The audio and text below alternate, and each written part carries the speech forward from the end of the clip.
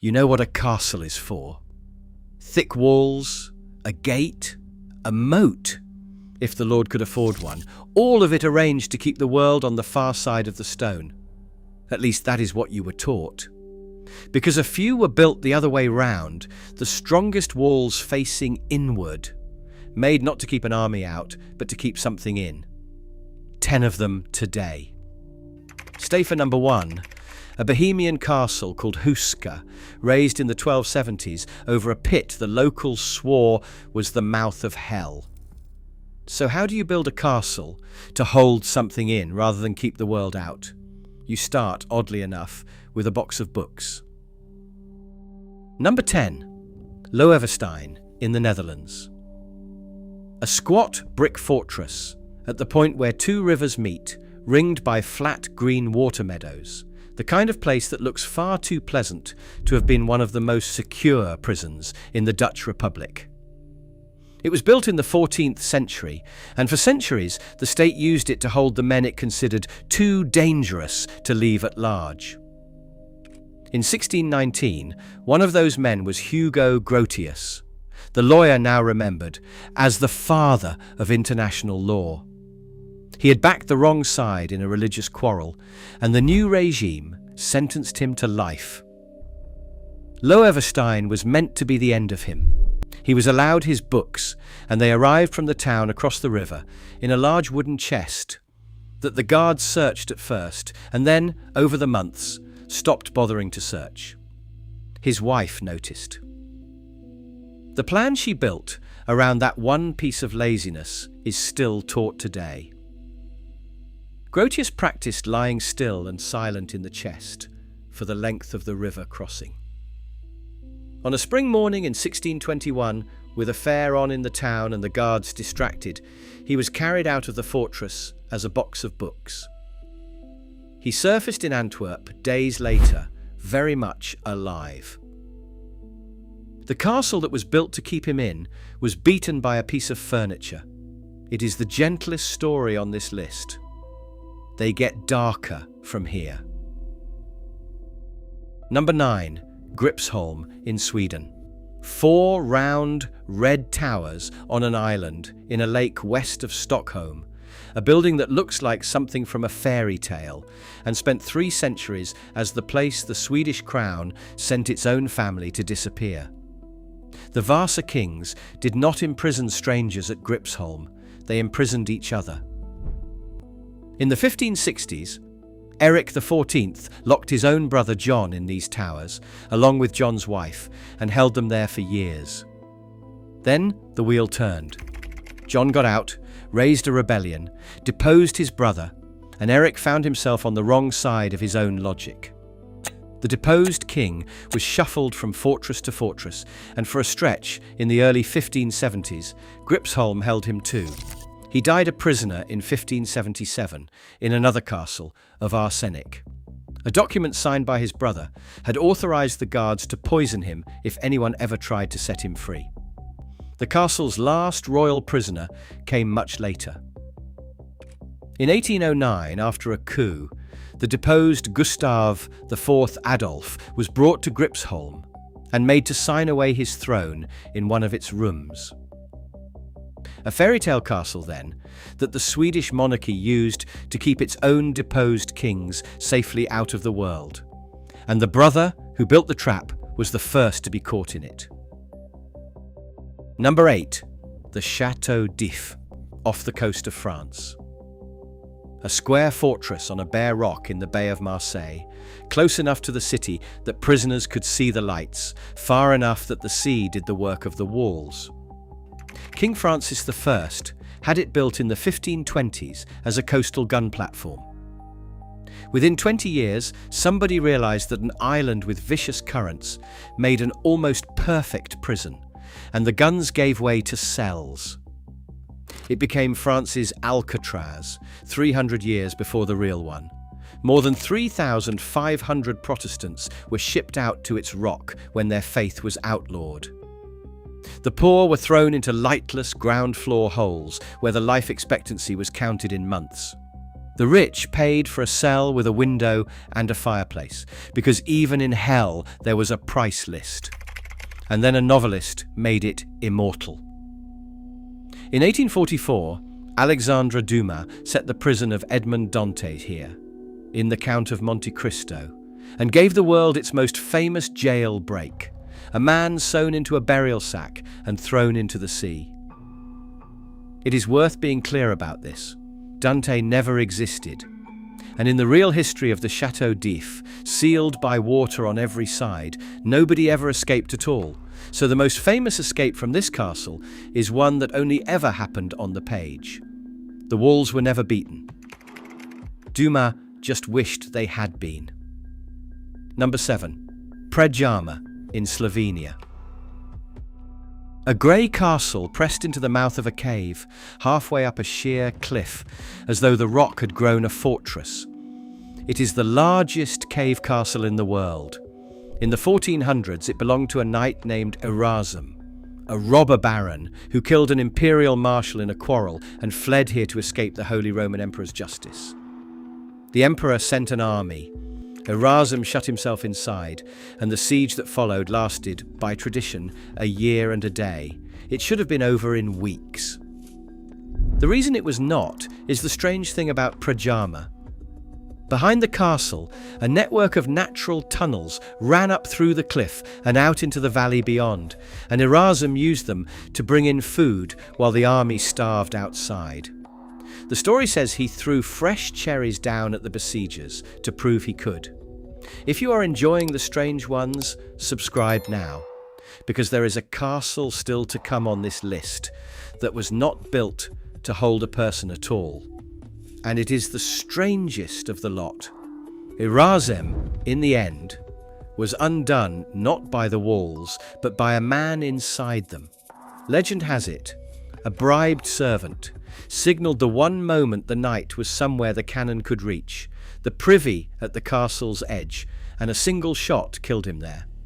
Historians think the betrayal is real, and the toilet is folklore.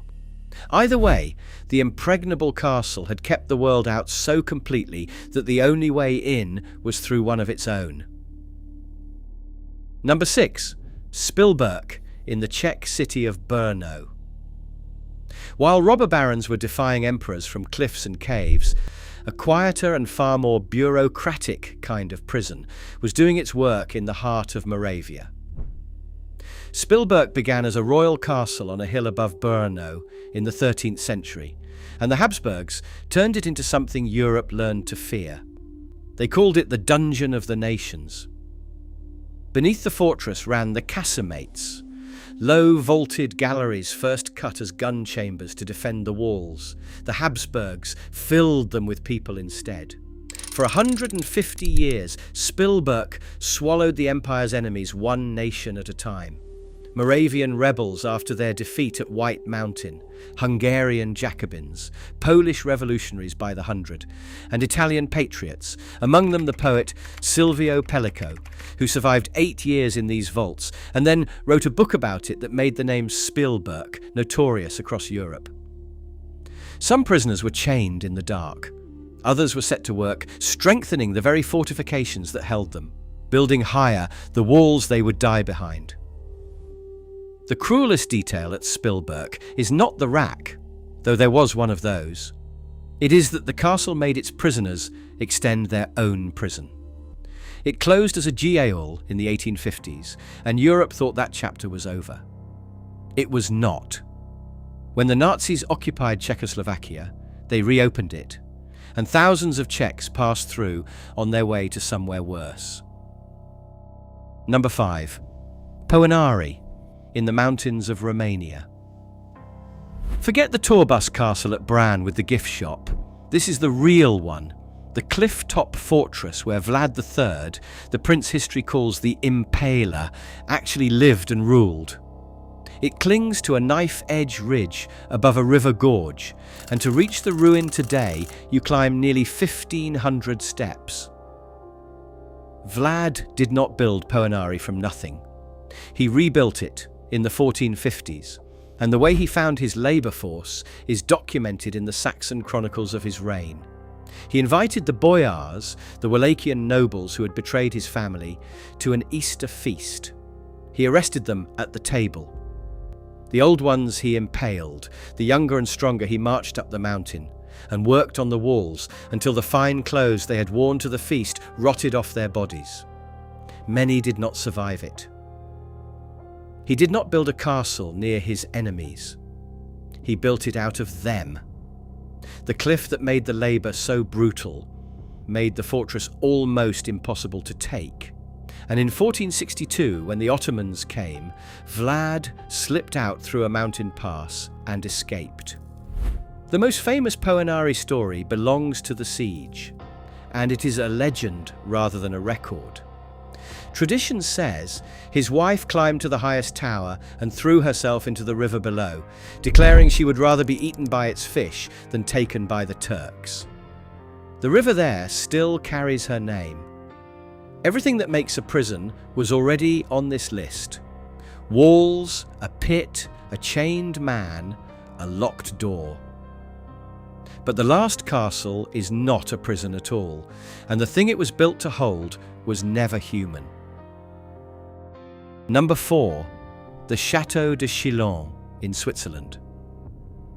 A postcard castle on a rock at the edge of Lake Geneva, the most visited monument in the country, with mountains behind it and clear water lapping its lower walls. It is beautiful, and it is built directly over its own dungeon, a row of vaulted stone bays cut into the bedrock at the level of the lake.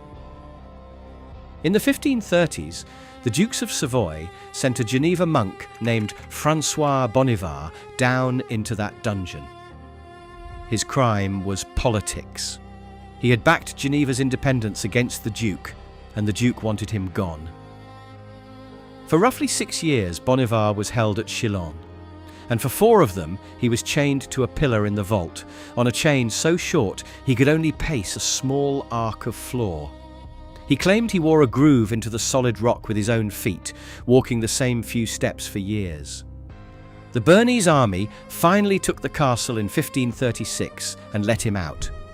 And there the story might have ended, a forgotten monk in a forgotten cell.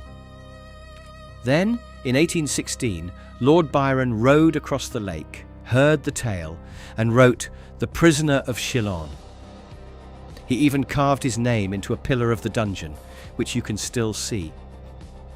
The poem made the prisoner famous. The strange afterlife of Chillon is that the tourists now come for the poet who visited, and barely remember the man who was actually chained there. Number 3, Frankenstein Castle in Germany. A ruin on a wooded hill above Darmstadt. 2 towers and a chapel, and not much else, with a name that does most of the heavy lifting.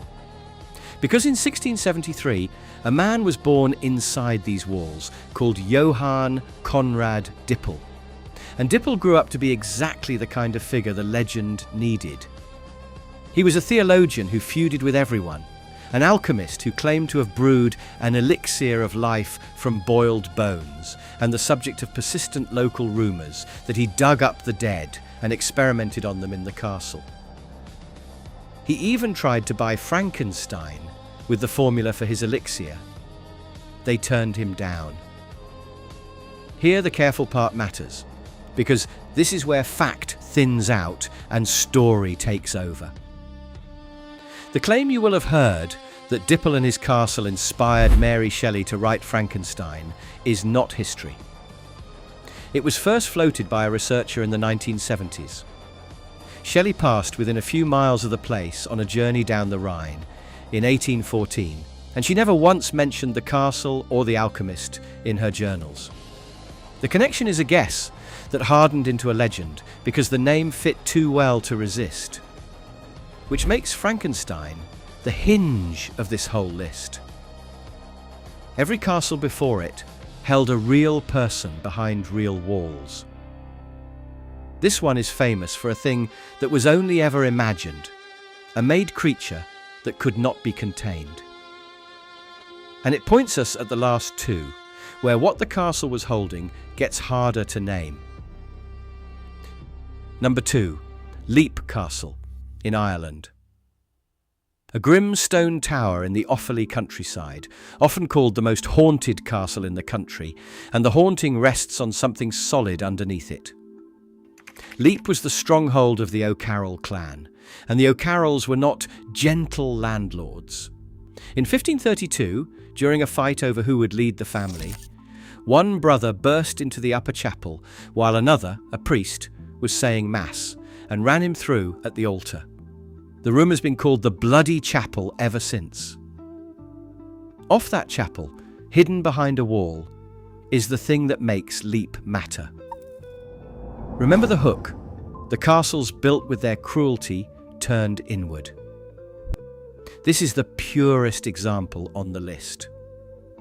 It is an oubliette, from the French word for to forget, a narrow shaft with a trapdoor at the top and wooden spikes set into the floor at the bottom. A man dropped through it, fell onto the stakes. Anyone who survived the fall was left in the dark to starve, a few feet below a family at dinner. When workmen opened it in the early 1900s, they took out 3 cartloads of human bone, the remains of perhaps 150 people. Among them lay a pocket watch from the 1840s, which meant the pit had been swallowing people far more recently than anyone wanted to admit. That much is documented. The rest is legend. The castle's owners and visitors have long spoken of a thing they call the elemental, a grey, foul-smelling presence said to guard the place and woken, the story goes, by seances and by the opening of that pit. The bones are real. Whether anything still keeps watch over them is a story. But it is a fitting one, because the last castle on this list was built from the very first stone around exactly that idea. Number 1. Houska Castle in the Czech Republic. Stand in front of it and nothing adds up. Houska sits alone in a forest north of Prague, on no road of any importance, guarding no border, watching no trade route. It has no natural water supply, only a tank to catch the rain. When it was raised in the 1270s, on the orders of the Bohemian king Ottokar II, it was given no kitchen worth the name, and, for a long time, no proper way down from its upper floors to the courtyard. Kings did not pour money into useless castles in the middle of nowhere, so historians are left with a building that makes no military, no economic, and no political sense at all. The legend explains what the history cannot. Long before the castle, the story goes, there was a hole in the rock here, a chasm so deep that no dropped stone was ever heard to land. At night, the villagers said, things came out of it. Half-human shapes, dark-winged creatures, crawling up into the forest and the fields. The pit could not be filled. Whatever was thrown in simply vanished. So they did the only thing left. They built over it. And this is the part that matches the architecture too neatly to ignore. Houska's strongest defences face inward, towards the courtyard, not out toward any enemy. The chapel, the first thing built and the heart of the place, sits directly on top of the pit, its altar over the spot where the hole is said to open. It was dedicated to the Archangel Michael, the figure in Christian belief who casts demons down and seals them away. The frescoes on its walls are not the usual saints. There are clawed creatures and a left-handed centaur painted inside a chapel that was built, the legend says, as a lid. Then there is the prisoner. Before the chapel sealed the hole, the story runs, the builders wanted to know what was down there, so they offered a condemned man his freedom if he would be lowered on a rope and report what he saw. He went down screaming within seconds. When they hauled him back up, his hair had turned white, his face had wrinkled, and he looked as though he had aged 30 years in under a minute. None of that can be proved, and the family who own Houska today will not allow the chapel floor to be dug up. What can be said is plainer and eerie enough on its own. A medieval king spent a fortune on a fine castle, in a place no castle should be, faced its walls the wrong way, and set a church on the floor as if to weigh something down. Every other castle on this list was built to hold a person. Houska, if you believe the men who built it, was built to hold the dark itself. There are castles in Europe that kept kings in, and castles that kept rebels in, and one at the top of a Bohemian hill that its builders believed was keeping in something that should never have got out. 10 of them today. There are more. There always are. The question worth taking away is not which of these stories is true. It is why, faced with a pit they could not fill, medieval people did not flee it or fence it off, but chose instead to live on top of it and build a chapel for a lid. Subscribe, and we will keep walking the wrong side of the wall together. Thank you.